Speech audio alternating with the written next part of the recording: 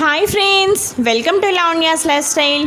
ఈరోజు వీడియోలో మనం శ్రావణ మంగళగౌరి యొక్క వ్రత విధానం గురించి మనం తెలుసుకుందాం. అలాగే శ్రావణ మంగళగౌరీ దేవి యొక్క పూజా సామాగ్రి గురించి, అలాగే మంగళగౌరి వ్రతం నోము ఎవరు ఆచరించాలి, వాయన తాంబూలాలు ఎవరికి ఇవ్వాలి, అసలు ఉద్యాపన ఎలా చేసుకోవాలి, పూర్తి శ్రావణ మంగళగౌరి వ్రతం యొక్క పూజా విధానం గురించి మనం చాలా స్పష్టంగా ఈ వీడియోలో తెలుసుకుందాం. శ్రావణ మాసం అనగానే మనకు ముందుగా గుర్తొచ్చేది శ్రావణ మంగళగౌరి వ్రతం, అలాగే వరలక్ష్మి వ్రతం.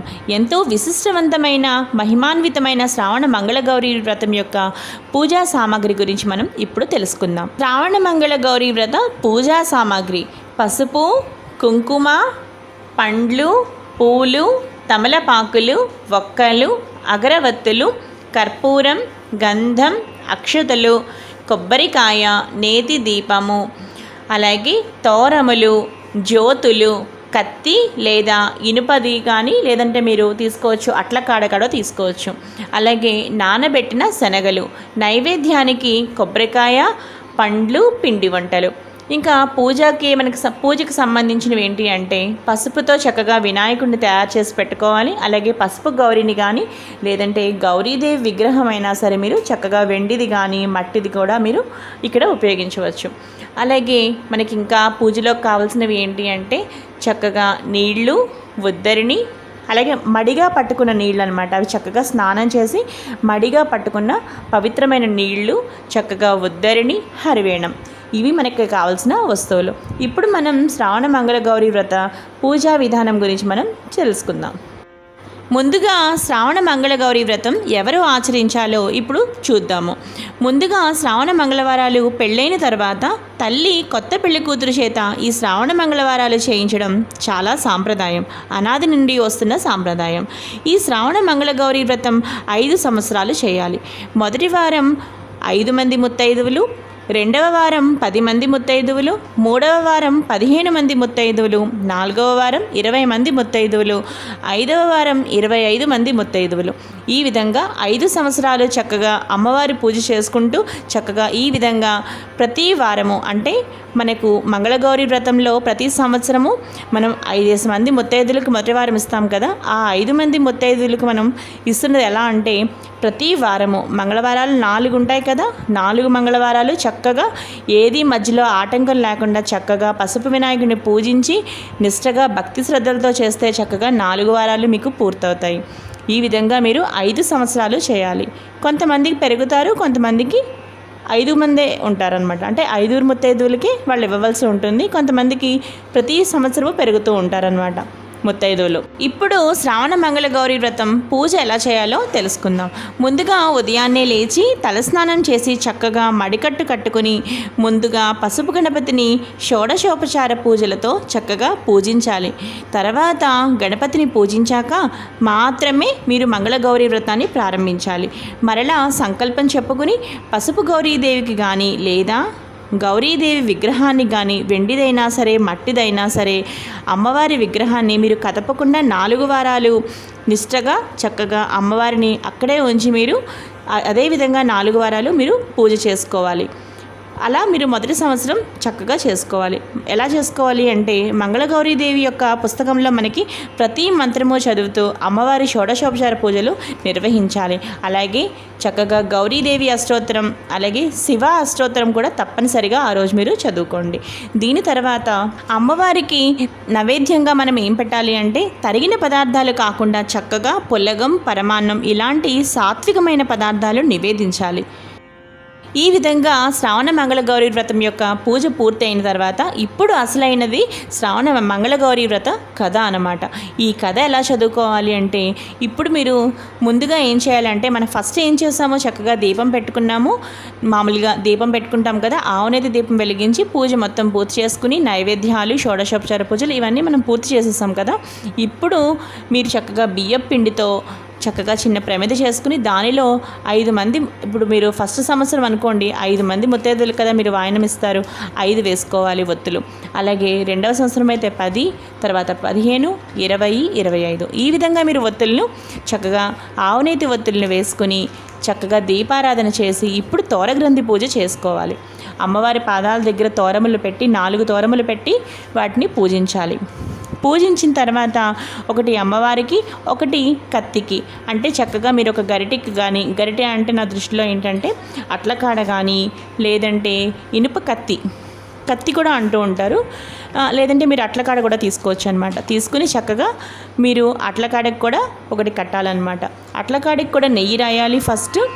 ఆ విధంగా మీరు అట్లకాడకి నెయ్యి రాసి పక్కన పెట్టుకోండి.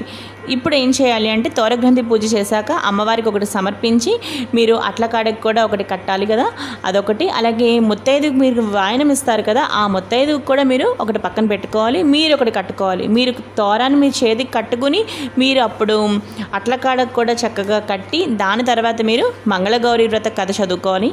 తర్వాత మీరు అక్షింతలు వేసుకోవాలన్నమాట. ఈ విధమైన ఖచ్చితమైన పద్ధతిలో చేయాలి. మీకు స్పష్టంగా అర్థమైంది అనుకుంటున్నాను. ఇంకా మీకు ఏమైనా చిన్న చిన్న డౌట్స్ ఉంటే తప్పకుండా నాకు కామెంట్స్ చేయండి. నేను మీకు తప్పనిసరిగా నేను రిప్లై ఇస్తాను. మీరు తయారు చేసిన బియ్యపిండి దీపం పైన చక్కగా మీరు ఈ అట్లకాడను పట్టుకుని ఆ విధంగా మీరు కథ చదువుకుంటూ అక్షింతలు చేత్తో పట్టుకుని మీరు మొత్తం కథ చదువుకోవాలన్నమాట. ఈలోగా చక్కగా కాటికి పారుతూ ఉంటుంది. మీరు నెయ్యి రాసి అట్లకాడను పట్టుకుంటారు కదా, మీరు చక్కగా ఆ దీపానికి చక్కగా మీకు మంచిగా కాటికి పారుతుందన్నమాట. చక్కగా కాటికి తయారవుతుంది మీకు ఆ గరిటికి మొత్తం. ఆ తర్వాత ఆ అక్షింతలు చక్కగా కథ అయిపోయిన తర్వాత అక్షింతలు అమ్మవారి యందు వేసి మీ మీద కూడా మీరు వేసుకోవాలి.